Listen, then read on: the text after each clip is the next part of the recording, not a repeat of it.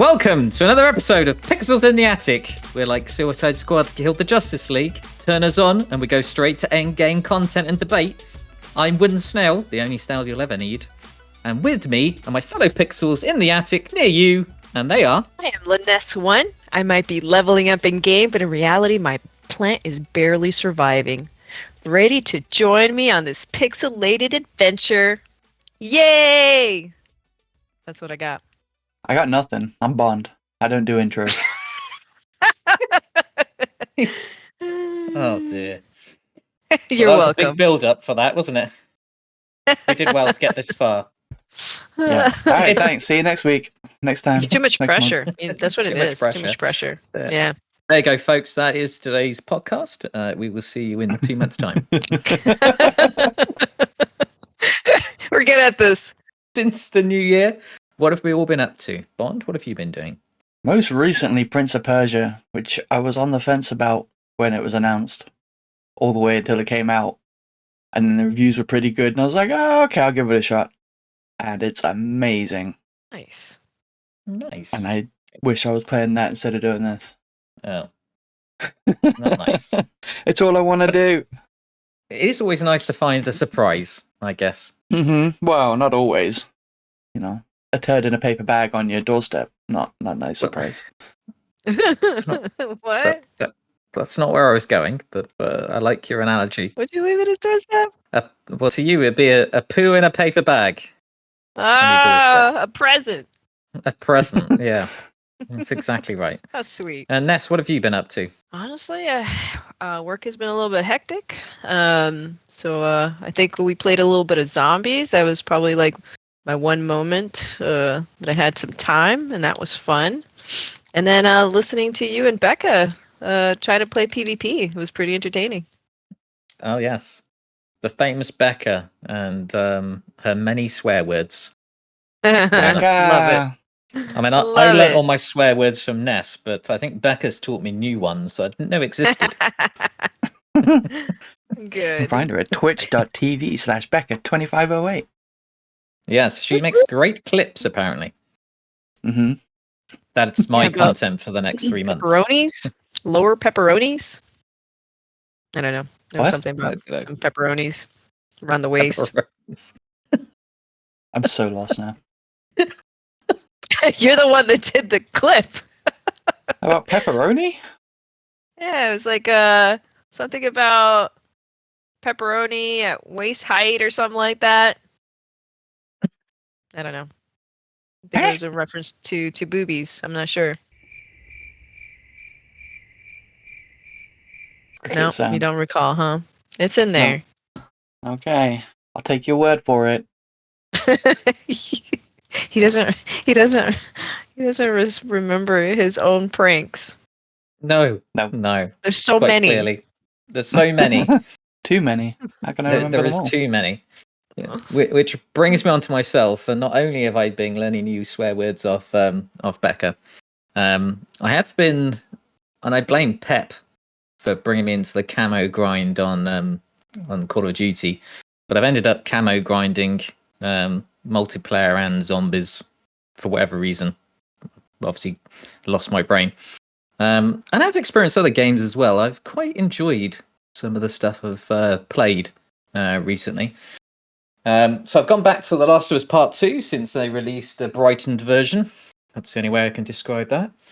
And I've quite enjoyed some of the other little tidbits of things I've started to play behind the scenes. Last night I started Dredge. I mean, if you like fishing and you want to be on a little boat sailing the oceans, it's the place to be. Mm-hmm. It was very relaxing. Nice. I lost an hour. Did you find it? Yeah. Did I find the hour? Oh, no, yeah. You didn't. I didn't, unfortunately. Yeah. That's me with Prince of Persia. I start streaming and then it's 10 o'clock and I'm like, who hit delete on the last 4 or 5 hours of my life? Yeah. That can be scary. That's how you know you got a good game. Yeah, it is. You're right. Yeah. Brings me to my New Year's resolution, which was to experience more games and not be Destiny-fied anymore. You just swapped Destiny for Call of Here Duty we cameras, go. though. I What's your just problem? swapped Destiny for Call of Duty. That's what I did. Did anyone else make any New Year's resolutions? No. Hmm. I put this topic in the document and didn't even make one. Right. Yeah, I actually there's a rowing competition with my I guess rower brand or whatever. It's like 2 million meters in the year 2024. So I've started that. That's my goal. How You're far going to are you? row 2 million meters. Yep. So far I am at 60,000 something. I'll get that by next weekend. I mean, it's in a year. Got plenty of time. I'm just thinking of the number 2 million and thinking, for a snail, that takes me a long time to walk 1 meter. You walk very fast, though. I'm very fast. You're turbo 2 snail. million? That seems. Snail would have a that long done by way. Thursday. Okay. Which brings me to the point that I remember taking Bond into town and saying to him, "You wait here next to this bench, and I'll pop to the bank and back." And he's thinking to himself, "It's going to take a long time to walk that far." And literally, he looked down, back up again, and I'd reappeared. And he was like, "You were fast." I'm a turbo snail.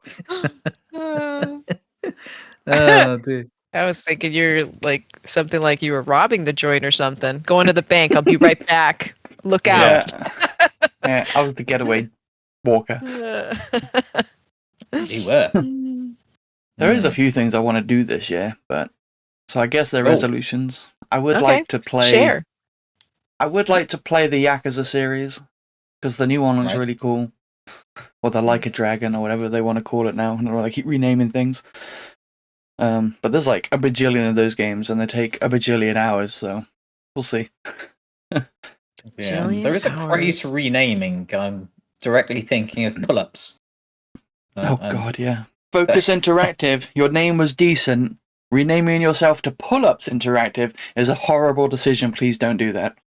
Yes. Now, that could be lost in translation because in the UK, we give our babies pull-ups because they're nappies.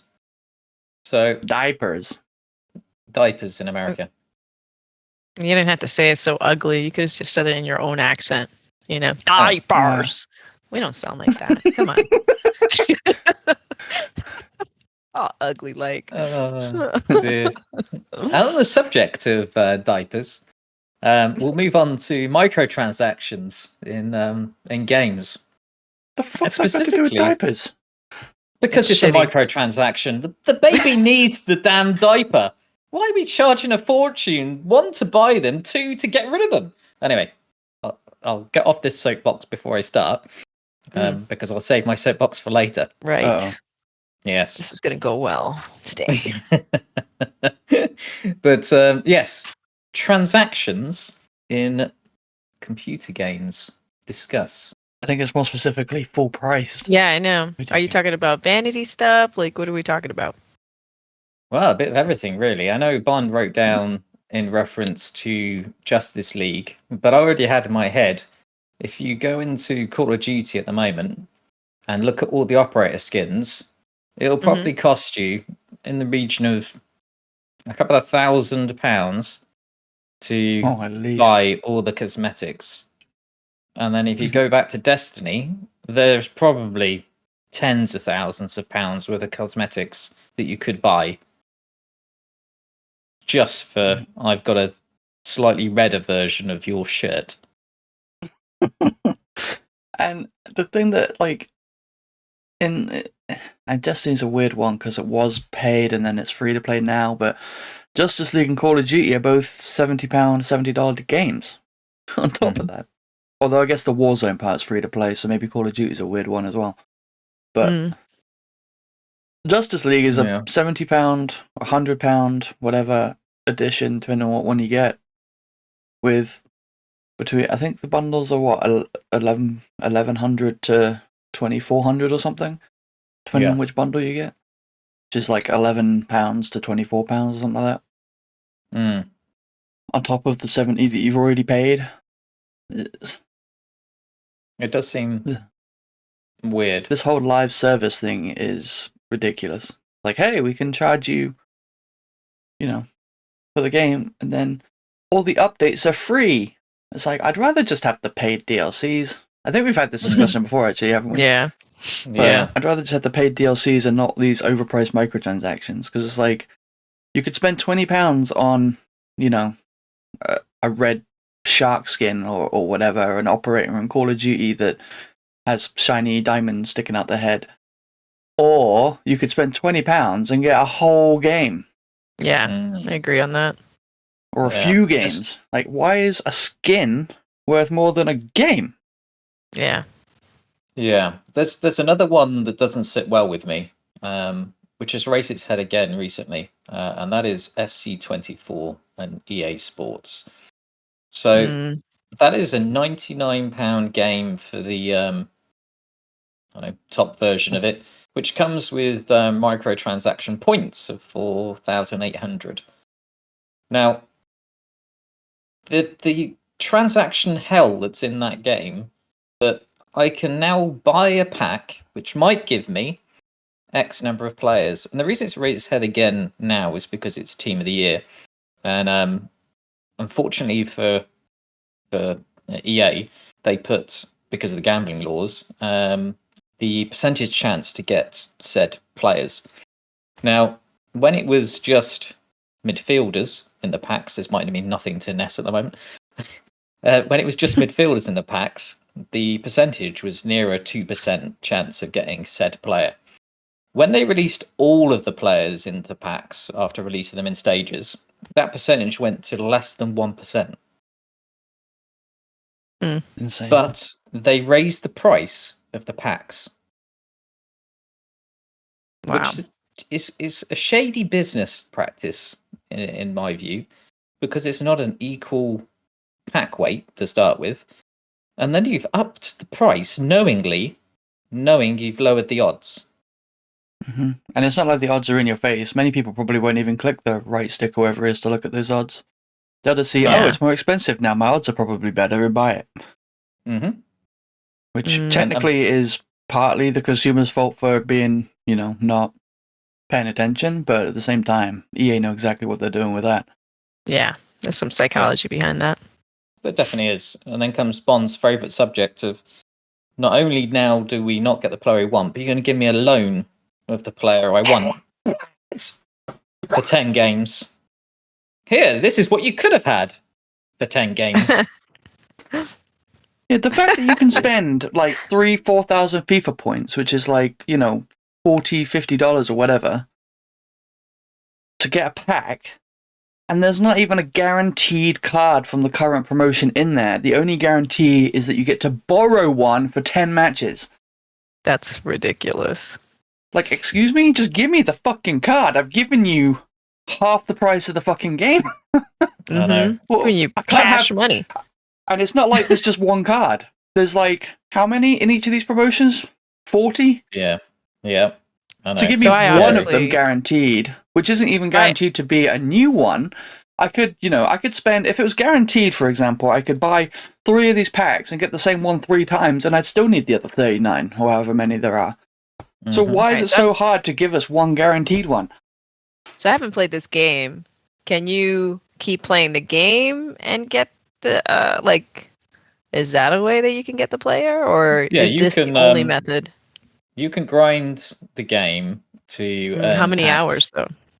Oh, you'd have to be grinding a lot of hours to get enough packs to warrant getting the players you want. Because that's always their response. Yeah. And then to buy the packs that we're talking about. Yeah. To buy the packs we're talking about, you can buy them with the FIFA points, like the real money, or you can buy them with the coins. But to get enough coins to buy that, you'd have to... I don't think you could earn that amount. You'd have to get lucky in a pack to get a player that you could sell on the transfer market to get a lot of coins. To be able to afford one of those packs to get a player to borrow for 10 matches. Yeah, super cheap. Yeah, so here's a shockingly bad stat for you. But some of those packs cost in coin value 400,000 coins. In order to earn 400,000 coins, you need to play at least 400 matches in FIFA. Now, each one of those matches takes, well, it's meant to be 6 minutes. It isn't. It's about 8 minutes a match. That'd be 3,200 minutes playing FIFA, which, if you work out into hours, about is 53 hours. Yeah. The promotion only lasts a week. People have a full-time job. So there aren't enough hours in the week to have a full-time job and play FIFA. Even if you don't have a full-time job, 53 hours. Say you had nothing on that week. 53 hours in a week to buy one pack, to borrow one player for 10 matches. Mm-hmm. Yeah. What? Yeah. And I guess that sounds really bad and all that. But when it comes to just a cosmetic item that I'm paying £15 for, that I might get bored of within a week, also seems ridiculous. Why can't I earn said item by doing said things in games? It's the other way around, isn't it? I could play the game for 53 hours and may be able to earn that one cosmetic. Instead, I'm physically have to pay you to play the game and to get the cosmetic. Where's the incentive, game company? Yeah. And then the stuff that you get, I mean, Halo Infinite was a really bad example of this, or a good example of the point I'm trying to make, a bad example of being a good company. The stuff you could get for free looked crap. Like, hey, you can get some stuff for free, and it's like, woo, I got a blue shin pad. Oh, but you want kitty cat ears, you better give us $10. What? Now, I want kitty cat ears, now you've said it. Exactly. Where's you don't want a brown shin pad? No, I don't want a shin pad. No. I want sorry, that's what you can have for free. Oh. Unbelievable. Yes. It's getting out of hand. And then FIFA is even cosmetic, because, you know, those players affect your team, which if you go and play online, if you haven't got 99 rated players and they do, you're going to have a harder time. You are. And EA this week made a secondary mistake, which is entertaining to some, not to those who weren't there. So EA released a pack that you could put team players into. It's called an SBC. To open a pack which was guaranteed to be 86 rated or above, and was basically only selecting those 86 rated players from the leagues that were involved in the Team of the Year said players. Oh. So all sounds really interesting. So it's only a certain region, and it's everybody that is higher rated. So you've got a higher chance to get the Team of the Year cards that everybody wants because it's the best cards in the game. So people logged onto the game, did said pack, and in their selection was the best player in the game, Messi, for free on a selection. Now, every player that did that pack for the first half hour of the game being opened at 6 o'clock got Messi, because they made a mistake and put the odd weight to Messi instead of across all the things. So no one should have got Messi in every pack. It was a mistake. After half an hour, they retracted the pack. That's fucked up. Acknowledged their mistake and have said nothing since. Now, the problem is, it's a competitive game mode on the weekend in Weekend League. All those competitive players now have the best player in the game in their teams. So those that weren't there at that particular moment are now in a point of, it's a relegation fight. So they've actually ruined the game by one mistake, because it's not an even battlefield when it comes to play. And not saying anything, but acknowledging the mistake makes it worse, because at this point, give everybody Messi. It's the only way you can make it even, or take away Messi from everybody. Give people all their players back that they put into the pack, and then re-release the pack with the correct odds. But they'll probably do nothing, because they've not done anything before. That sounds like a lot of work. That sounded like a lot of work. But yeah, it's a good example of when things go wrong in a live service model. But it makes me wonder. I remember when FIFA was coming to an end and they were getting ready to do FC. There was all this talk about, FIFA are putting all these restrictions on us. We're going to be so free now. Starting to wonder if that was a good idea. Was FIFA the one keeping them in line with these packs that made them not so bad? Don't start me on my soapbox already of Bungie and Activision. Oh, well, we could do that right now if you want. Go for it. Do you want me to do that Get on now? your soapbox. Go ahead. Is it tied? Snail Soapbox. Ness, have you got a jingle? Thanks, guys, for the jingle. That's fantastic. So Snail got on his soapbox after seeing a headline. For those that have not played Destiny, there was a thing called the DCV. This was the Destiny Content Vault. Now, basically, it's the anniversary of the DCV. Now, it has been longer than... Sorry, the content has been out of the game and vaulted for longer than it was actually in the game. Which causes me a lot of heartache, because the game I spent so much time on has been taken apart to such a degree that the original stuff I played no longer exists in the game.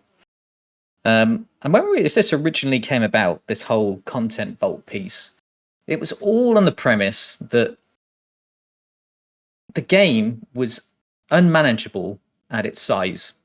And they had to remove things for the game to survive going forwards. Now, the promise was to the players, yes, we're removing stuff you've paid for, but that stuff will return at some point for the better. I'd argue that anything that has come back hasn't been for the better. So they wrote into the story, pyramids came along. These pyramids were empty, by the way. I thought it was going to be a big battle. No, they just came along and took some planets and never returned them. They did return Mars and did return Titan briefly. For the better? I'd argue not. They returned Leviathan briefly. For the better? I'd argue not. Now, when you look at how much they vaulted, and it's probably particularly poignant now when you're in this world of it's a longer season, we've delayed Final Shape, coming. So people need something to do. We've removed so much from the game. Bear in mind that people have bought physical copies of some of these games they no longer can play. So if you bought the original Destiny game with Red War, you can't play Red War anymore. If you bought, I don't know, Curse of Osiris, you can't play any of it anymore. It's quite scary. We've vaulted 4 campaigns, 9 strikes, 8 Crucible maps. We have returned 2 Gambit maps, 6 destinations, 15 seasonal stories, 2 events, 17 seasonal activities, 3 exotic missions, 27 unique exotic quests, a tribute hall, and some raids. 5 raids. I did leave the raids off because technically we've returned some raids to us from Destiny 1 and a new raid or 2. So I think net that is still 5 and 5, but yes, we've removed those things. And I still don't understand why we got to this situation fully. Part of me believes that there is something else behind the scenes that got us to this stage. And it's no coincidence, I think, that we have an old and new gen issue. Because when it came out originally that we were doing the Destiny Content Vault, I think me and Bond were talking earlier. I don't think at that point the new consoles were out.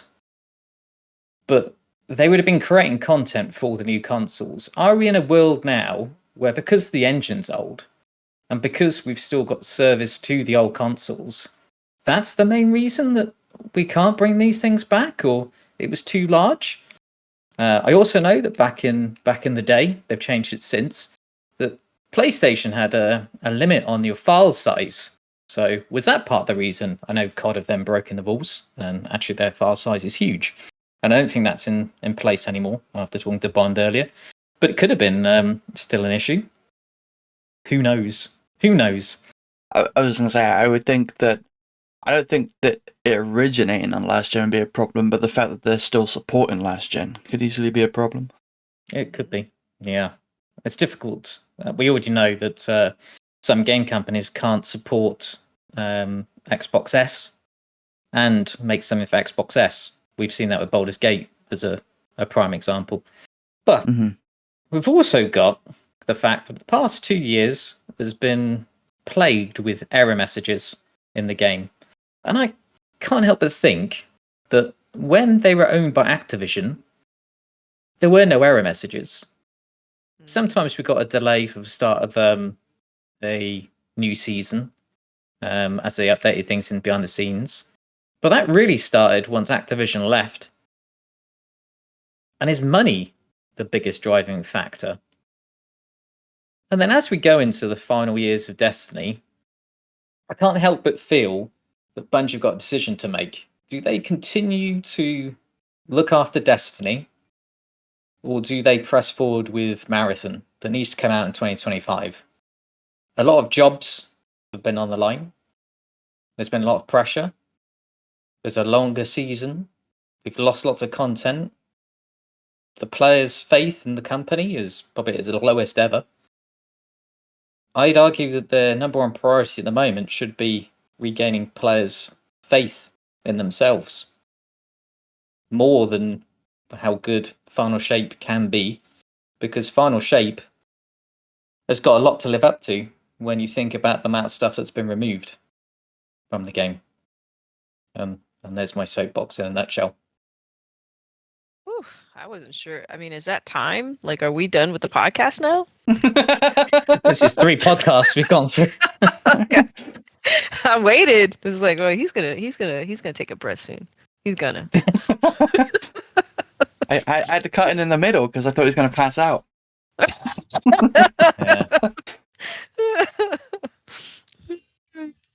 Yeah, I don't know. Like I said in the middle, like I think last gen's probably holding them back a bit, but I think they're stretching themselves too thin. There's 4 projects. I think I saw a tweet yesterday saying there's 3 announced projects, but they have 4 directors. So there's apparently a 4th project we don't know about, but they're working on Destiny, just about Marathon, and whatever the competitive PvP one's called. I can't remember off the top of my head. But so I feel like Destiny's like you've seen that meme, right, with the mother or whatever in the swimming pool. She's holding up the baby. There's the one drowning off to the side, and then underneath there's a skeleton at the bottom of the pool. Yeah. Like Destiny's a skeleton at the bottom of the pool at this point. It is. There was more news yesterday that could paint another, or put a final nail in the coffin, as Joe Blackburn announced he was leaving. Who, for those people that know Bungie, is the director of Bungie. He was the director of Destiny, the game, not the company. Yeah. He was in charge of Destiny 2 specifically, because it used to be Luke Smith, and then he got promoted to be director or in charge of the whole Destiny umbrella, and then underneath him was Joe Blackburn in charge of just Destiny 2. But I was thinking, everyone's like, oh no, it sucks Joe's going, but didn't he come in around the time Destiny started going downhill? Yeah. Yeah, he did. Yeah. So maybe it's a good thing? Maybe. We'll see. For me, I think the only option I can see is Sony taking control of the situation before it loses what it paid. Yeah. Didn't Sony tell them you need to get your act straight, or we're just gonna basically just destroy Bungie altogether? Like, I thought that they were gonna just get rid of Bungie if they didn't get their money straight, and then they did all those layoffs. Where the rumor was that the like board of Bungie would be taken over by Sony appointed people if they didn't meet whatever financial thing is. Yeah. So then the current board were like, well, we don't want to leave, so we'll just lay off all these people to cut our costs down. Yeah. Yeah. I know. Like a bunch of scumbags. That's business, I guess. Well, I say it moves nicely into business in general and industry. Can I put my teeth back in, please? Industry layoffs in general across the board. Well, I mean, we've got to look. I mean, video games back in the day, they had the up and down because they gave you a game, you played that game, and then it would go back down. Now with the growth of video games across the board, I mean, it even though they're expanding as far as PC and mobile and everything like that, it doesn't mean that they're not going to be immune to the challenges that are out there. Market saturation, project constellations, because people aren't as interested as they thought they were going to be in certain games. I mean, economics kind of plays into it, like 2008. That affected a lot of the gaming industry. Mhm. Technology changes. VR is becoming kind of popular. I haven't seen a game just yet that I would want to play VR, but there is an interest in it. Yeah. And then definitely. all of this consolidation, all these companies buying other companies. So I mean, while it's dealing with these challenges, though, I mean, they're still growing. So even though they're having layoffs, I still think that their growth is actually going to outweigh that amount of layoffs. Yeah. That's I often that's think my we only talk about the layoffs, and we don't talk about how many people have been recruited over those times true. because we only go with the negative story. Well, I was going to ask, like, how much of this is because during COVID, gaming like took off, right? It did, yeah. Oh yeah, because nobody had nothing to do. So how much of that has dropped off, and now they're like, oh shit, we might have hired a few too many people. Yeah. Yeah, that definitely Yeah. happened. I think the Xbox thing is to do Yeah. with the merger, though, right? Like the redundant jobs from overlap. Very true. Because everybody it's- was like, this merger will be amazing, and then it happened, and they're like, oh no, this merger's terrible. I was like, well, what did you think would happen? Yeah. Yeah, and it's happening across a lot of companies. Amazon have laid a load of people off from the gaming division, especially eBay laying people off in the tech sector. So it's not like it's just video games. I think it's tech in general. We've oversaturated. Oh god, yeah. And I think people are resting their laurels. I mean, eBay's a really good example of a platform that grew massively overnight, really. Everybody was using it. And now, I can't remember the last time I used it. In fact, I've used it once in the past 5 years. But I used to use it all the time. I mean, that must be a huge Well, difference. Amazon came along. I think Amazon had a huge impact on that. Now Amazon is dealing with layoffs also. They can't actively keep track of the trends. The layoffs that, I mean, I think there's too many to list at this point, but the one of the more recent ones for me personally that sucked was the Embracer Group laid off a bunch of, was it 97 or something from IDOS and cancelled an unannounced Deus Ex game. So we've been waiting for a Deus Ex game. Mankind Divided came out in 2015, maybe? I can't remember, and it ends on a cliffhanger. We haven't had a game since. And since then, Square Enix have sold the company, sold the IP off to Embracer. Embracer have taken it. And you're like, oh, cool, maybe we'll finally get more Deus Ex. And then apparently we were, and now they've cancelled it. Like, god damn it. Like Alan Pause, we might have to wait another 13 years. Or like Half-Life 2, we might be waiting forever. You could be waiting forever. That's right. I know, but there's some exciting news in the industry. We've got State of Play on the PlayStation sort of showcase thing to talk about, and we've got Justice League, which is very exciting. And I did make mention to it at the start of my my little spiel. They did launch it and then accidentally finished the game for everybody. So people logged in for the first time and were at the end game with all maximum loot before they'd even played the game. Surprise! That's awesome. Now that's a deluxe edition. That is, yeah. Skip everything. Give us an extra $20. You don't even have to play the game. Oh, sweet. Yeah. In a different color blue. Ta-da! Yeah. I gotta say, it's had a lot of hate from people that played the original Batman Arkham games. But I'm actually quite interested in it. It looks quite good. Yeah, I'm on the fence. I don't know. I'll have to play it myself. I've seen other people play it, and I've seen people be very surprised at the gameplay and the loop and actually enjoying it. There is the bit around. I won't give away any secrets to people, but there is some story bits that grated on people. But from a gameplay perspective, it looks very interesting. And there was I think the comic book people, like the hardcore DC comic book people, are unhappy with some of the portrayals of said characters. They're like, he wouldn't do that. And it's like, well, this is the Arkham universe. I think they can do what the fuck they want. Like Halo. He would not take his helmet off. Yes, exactly right. Yeah. He would not have sex with that woman. Yes. Yeah. Yeah. That's exactly. We don't want to see Massachusetts butt. Thank you very much. Really? No. Did you? Apparently Snail does. All right. Apparently. I don't, but, someone might want to have seen Master Chief's butt. There are those people out there. No. It wasn't supposed to be a sexualized character. Becca, did you want to see Master Chief's butt? Becca does like butts. Becca would probably say no, too. Becca's like, just like Spider-Man's butt. We've established that. Yeah.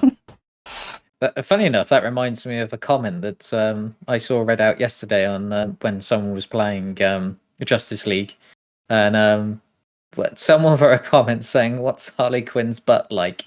And the reply from the streamer was, "It's covered at the moment by the giant hammer she's got hanging on her back." That's where he left it. So, is that the first thing you thought of coming into the game?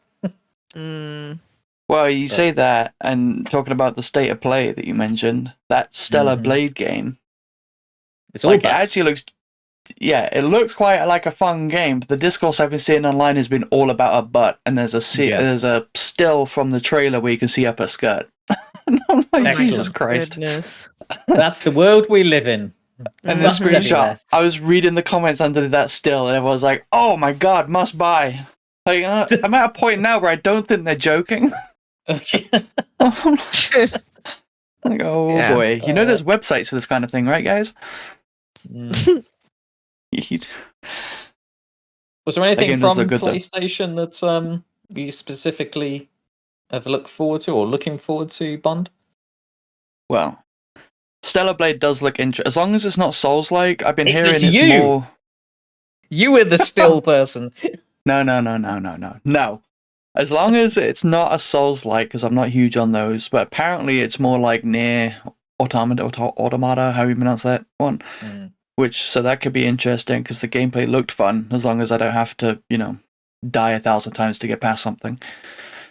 Sonic and Shadow Generations, I'm interested in the Shadow part of that remaster. So that could be fun. But the main thing, Dragon's Dogma 2, looks awesome, but the main thing is Death Stranding 2 looked amazing. I love the first game. And the second one looks like the first game on crack. And the first one was already on crack. So what happens if you give crack more crack? You get Death Stranding 2. If Snail should play the second one before the first one and follow his traditions. God. You'd be so fucking... Well, you'd be confused either way, so I guess maybe it doesn't matter. I'm always confused playing computer games. Death Stranding is the game where there's a giant whale flying through the air for no apparent reason, and there's a scene where Troy Baker's character is like he's wearing like a V for Vendetta mask, and then he takes it off and he's wearing Joker paint underneath it, and then starts fighting some samurais with an electric guitar, and you're just like, what the fuck is going on? This is amazing. Yeah.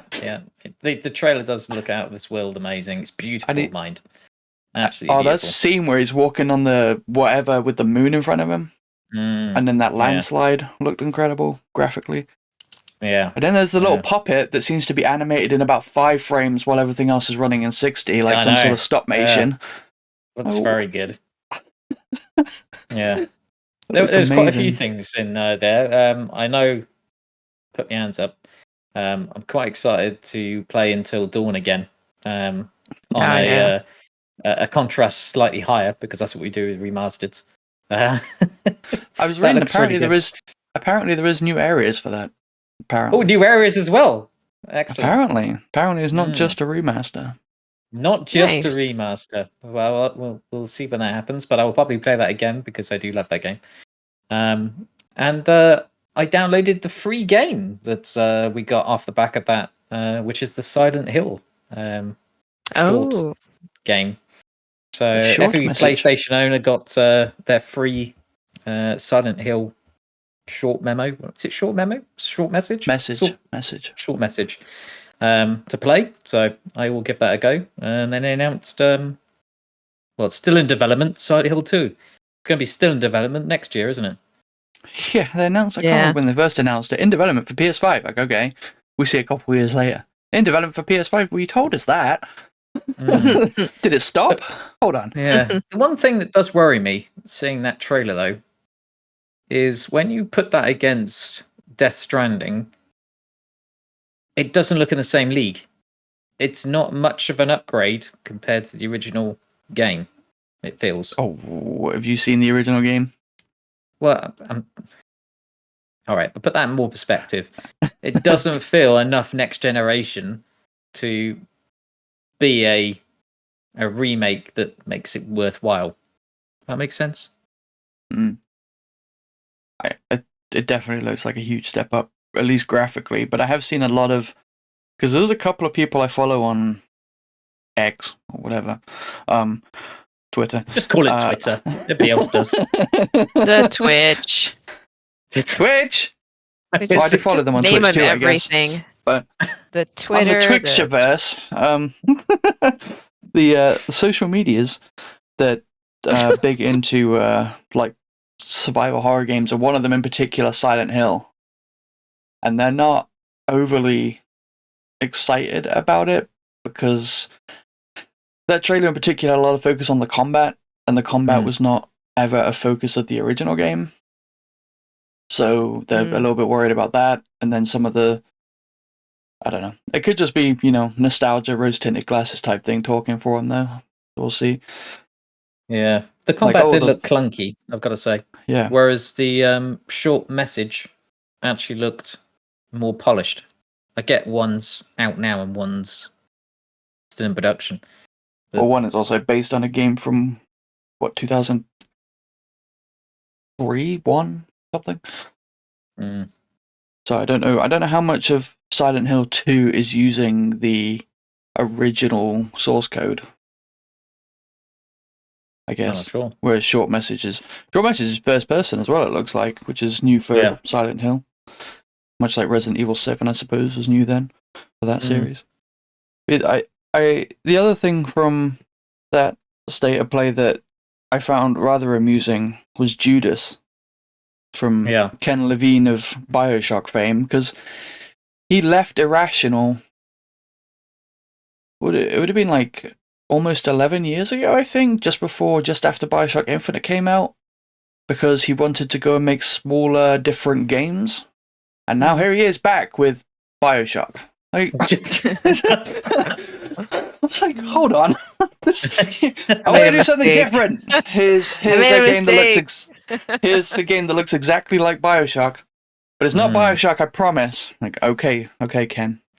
Yeah, as he's peeling the BioShock sticker off the tin. Yeah, just scrubbing it out with a Sharpie crayon. He's writing Judas over the top. I can see it. Yeah. It's got to come with the subtitle Infinite. Yeah. Was there anything you were excited for, Ness? You said there was some stuff you were excited for in the future, wasn't there?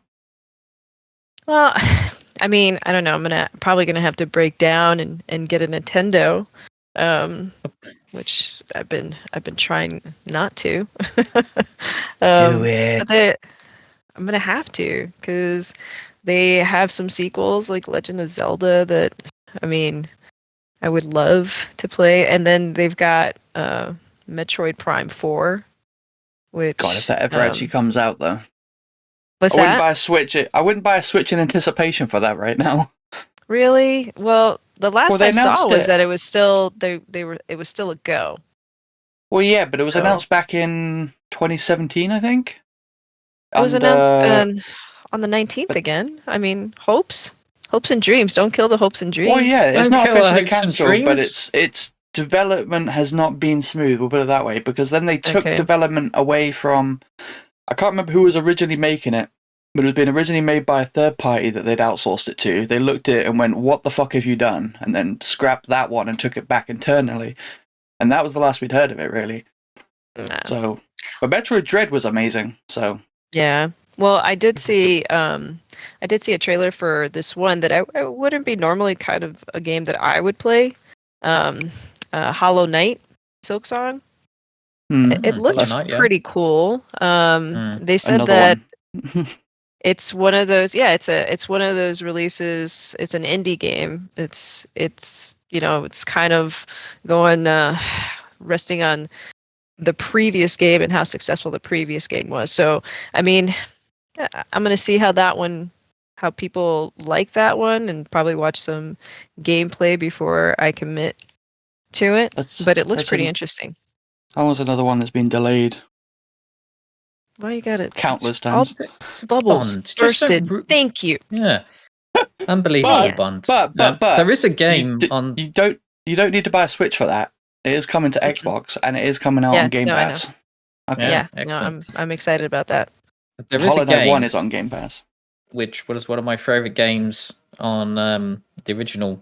I think it was Game Boy DS. It came out on, which is Professor Layton, and I love that set of games. I have the collector's box with 3 games in, Those games and I are have amazing. announced that Professor Layton and the New World of Steam is to be confirmed, which I'm quite excited for, because those puzzle games were amazing. There's It one just out kept on me- the Switch called. It's not him though. It's his apprentice or niece or something. Yeah, That I started playing. And it was pretty decent. I'd played it's the not first Professor 2, I Layton. think. Yeah, I've played all 3 of the original games, and I just love them. Just amazing. Only So the good. first 3. Isn't there like 6? I think there is more, but I grew up and I didn't have a Nintendo anymore. And then, bizarrely, in a quirk of events, while I was cleaning out a cupboard over Christmas, I found a box with the original box set in of 3 games and my DS. So I plugged it in and Nice. charged it up. I put it on the side, and that's where it stayed ever since. Okay. Nice. Nice. Probably needs charging think. again. It probably needs charging again. Yeah. Damn It's you, just a pain. Xbox and PlayStation! No. It'd be nice if those handhelds were easier to stream. Yes. To I don't stream think- them, you can have I to. stream that. Would I be able to plug it in? The only way to Yeah. stream a DS is to modify it to work, and you either got to send it off or get good at soldering. Soldering. Okay. There you go. Yeah. I remember a There's a time when chance. I attempted to change a washer and a tap and flooded the bathroom. Do you think soldering would be something I'd be good Definitely at? wouldn't try doing it at the same time that you're changing a washer on a tap. You might electrocute yourself. No. Yeah. Okay. I wouldn't. You know what? Just don't do it. Just don't. Just send it off. Yeah. Mm, Don't do it. yeah. Yeah. So yeah, now that I shit all over Ness's anticipations, Yeah. Yeah, well Thanks. done. you should get a Switch though, exclusively for the 2 Zelda games. Breath of the Wild and Tears of the Kingdom are amazing. You would Yeah, I love them. be lost in those games. We'd lose Ness forever. Actually, that might be not a good idea. I know you lost me to No Man's Sky for quite some time. Yeah. This is bigger. Tears of the And if you- Kingdom, you can build anything. You could just if you get- stick a piece of wood to a tree if you wanted. Just Uh, a piece of wood. Okay. Yeah. I mean, I'd probably you- do if more, you're but inclined. I mean, if that's a small goal, I could do that. You could do that. Yeah. Yeah. Someone might be able to beat me on Mario Kart one day. I'm yet to be beaten. What are you talking about? Have you got forget Mario about Kart times Switch? I've been- I totally beat him when we went to visit him in Wales. Oh. I don't. I blank out the ones I have actually lost. But technically, I've Of course never you been do. beaten. Thanks to my selective memory. Oh, okay. Yeah. I've never been hit in a video game. Ever. Never taken damage. I don't know why video games are so easy. Mm. Never Never. died. Ever. Yeah. Yeah. Never. Not only when I died, I've never been hit. Mm. Wow, that's amazing. Even the times where you're supposed to get hit, I don't get hit. Really? Wow, Yeah, that's amazing. I know. God Sounds gamer. great. Yeah, God gamer. And, I guess on that selective memory bombshell, we've been Pixels in the Attic. Thank you for listening. We will catch you soon. Bye. Delayed bye. Not when I edited it, won't be. When in Rome. When in Cincinnati.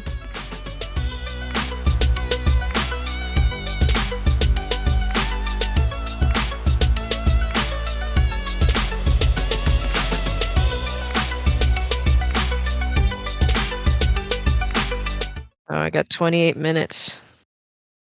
28 minutes. Gotta go to the freaking. I gotta go into the zone, to the dark zone. Just a noted point to the podcast. Ness is playing survival while we're actually doing a podcast. Any listeners? This is what happens when we record. Shit.